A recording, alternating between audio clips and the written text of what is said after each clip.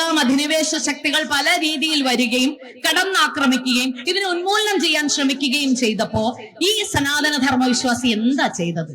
18 തവണയാണ് ഗുജറാത്തിലെ സോമനാഥ ക്ഷേത്രം ആക്രമിക്കപ്പെട്ടത്. മല്ലുകണക്കിന് സ്വർണമാണ് ഗസ്നിയും ഗോറിയും കൈയിട്ട് വാരി കൊണ്ടുപോയത്, കട്ടുകൊണ്ടുപോകാൻ തന്നെയാണ് മനുഷ്യരൊക്കെ വന്നത്. ബ്രിട്ടീഷുകാര് അതിനെ വളരെ മനോഹരമായ പദത്തിൽ ഇവിടുത്തെ രാജാക്കന്മാര് സമ്മാനിച്ചതെന്ന് പറയും. സമ്മാനിച്ചത് എന്നത് അവരുടെ മനോഹര പദം, കട്ടെടുത്തത് എന്നുള്ളതാണ് സത്യം. കട്ടെടുക്കാൻ ഇവിടെ ഉണ്ടായിരുന്നു. ഈ രാജ്യം ദരിദ്രമായിരുന്നു എന്നും ഭാരതം എന്ന് പറയുന്നത് ഒന്നിനും കൊള്ളാത്തതാണെന്നും ഉറക്കെ ലോകത്തോട് വിളിച്ചു പറഞ്ഞ ബ്രിട്ടീഷുകാർക്ക് അവരുടെ മാർഗദർശിയായി നിന്നത്, ഗുരുവായി നിന്നത് മെക്കാളെ സാഹിബാണ്. മെക്കാളെ സാഹിബ് ഭാരതത്തിലേക്ക് വന്നു കഴിഞ്ഞിട്ട് ഒരു കത്തെഴുതി ഒരുപാട് രാജ്യങ്ങളെ നമ്മൾ കീഴടക്കി കേട്ടോ. പക്ഷെ ഈ രാജ്യത്തിന് ഒരു പ്രത്യേകതയുണ്ട്. ഈ രാജ്യത്തിൽ 30 ലക്ഷത്തിൽ പരം സക്രിയമായിട്ടുള്ള ഗുരുകുലങ്ങൾ പ്രവർത്തിക്കുന്നു. ഞങ്ങൾ ഇവിടേക്ക് വന്നപ്പോ മറ്റു രാജ്യങ്ങളിലില്ല, മറ്റു പലയിടത്തും വന്നപ്പോഴേക്കും അവിടെയെല്ലാം ഒരു എന്താ പറയാ, പ്രാകൃതം എന്ന് തന്നെ വിളിക്കാവുന്ന തരം ഒരു സംസ്കാരമാണ് നിലനിന്നത് എങ്കിൽ ഈ രാജ്യത്തിന് മാത്രം ഗംഭീരമായിട്ടുള്ള ഒരു സംസ്കാര ബോധമുണ്ട്, സജീവമായിട്ടുള്ള ജ്ഞാനസമ്പത്തുണ്ട്. ആ ജ്ഞാനസമ്പത്തിനെ കെടുത്താൻ ഒറ്റ മാർഗേ ഉള്ളൂ. ആ ഒരു മാർഗം അവലംബിച്ചില്ലെങ്കിൽ ഈ രാജ്യത്തെ കീഴടക്കാൻ നമുക്ക് പറ്റില്ല. പറഞ്ഞ മാർഗം എന്താണ്? ഒറ്റ മാർഗേ ഉള്ളൂ. അത് ഈ രാജ്യത്തിലെ ആളുകൾക്ക് സ്വയം അപമാന ബോധം ഉണ്ടാവണം. അതിൽ ബ്രിട്ടീഷുകാർ കേമമായി ജയിച്ചു. ഇതിന് തൊട്ടു മുമ്പ് വന്ന ആൾക്കാരെല്ലാം ഗസ്നി ഗോറി പോലുള്ള പ്രദേശത്ത് അത്തരം ആൾക്കാർ അഫ്ഗാൻ പോലുള്ള ഗാന്ധാര ദേശത്ത് നിന്ന്, ഗാന്ധാരം എന്ന് തീർച്ചയായും പറയണം, കാരണം മഹാഭാരതത്തിൽ ഗാന്ധാരി വന്ന ശകുനിയുടേതായിട്ടുള്ള നാടാണ് ഗാന്ധാരം. ഇന്നത്തെ ഖണ്ഡഹാർ എന്നൊക്കെ പറയുന്ന അഫ്ഗാൻ പ്രദേശം ഇതെല്ലാം അവിഭക്ത ഭാരതത്തിന്റെ ഭാഗം തന്നെയായിരുന്നു.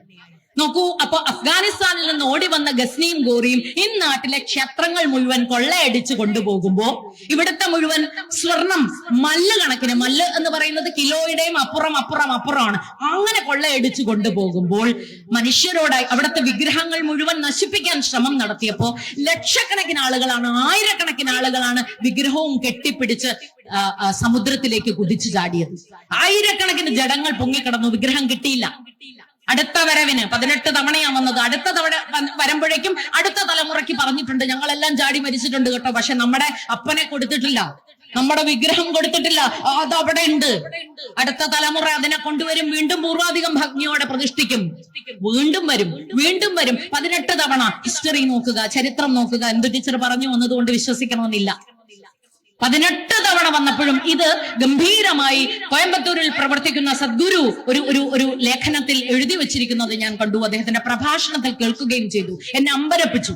ഇതാണ് ഭാരതീയത, ഇതാണ് സനാതന ധർമ്മവിശ്വാസം.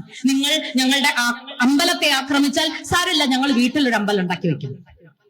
ഇനി നിങ്ങൾ ഞങ്ങളുടെ വീട്ടിലെ അമ്പലത്തിനെ അല്ലെങ്കിൽ ഞങ്ങളുടെ പൂജാമുറി ആക്രമിച്ചാൽ ഞങ്ങൾ ആ വിഗ്രഹത്തിന് കുഞ്ഞു രൂപത്തിൽ മോതിരമായിട്ടും മാലയുടെ അറ്റത്തും കോർത്തു വെക്കും. ഇനി നിങ്ങൾ ഇതും വലിച്ചു പറിച്ച് കളഞ്ഞുവെങ്കിൽ ഞങ്ങളുടെ മനസ്സിനകത്ത് ഞങ്ങൾ ചേർത്ത് വെക്കും, അടുത്ത തലമുറയ്ക്കും പറഞ്ഞു കൊടുക്കും. ഇങ്ങനെ ഇച്ഛാശക്തിയുള്ള ഒരു തതിയെ ഇല്ലാതെയാക്കാൻ ആർക്കാ സാധിക്കുക? ആലോചിച്ച് നോക്കൂ. നമ്മുടെ വിശ്വാസം എന്നത്, നമ്മുടെ സംസ്കാരം എന്നത്, നമ്മുടെ ചിന്തകൾ എന്നത്, നമ്മുടെ ബിംബങ്ങൾ എന്നത്, നമ്മുടെ ആചാരങ്ങൾ എന്നത്, നമ്മുടെ അനുഷ്ഠാനങ്ങൾ എന്നത് ഇങ്ങനെ ഹൃദയത്തോട് ചേർത്താ വെച്ചിരിക്കുന്നത്. ഞാൻ എന്ന് പറയുന്നത് അപ്രസക്തമാണ്. അതിൻ്റെ ഉള്ളിലെ ഞാനുണ്ടല്ലോ, ആ ഞാനാകാനാണ് എന്റെ കൊതി. അതാണ് അഹം ബ്രഹ്മം.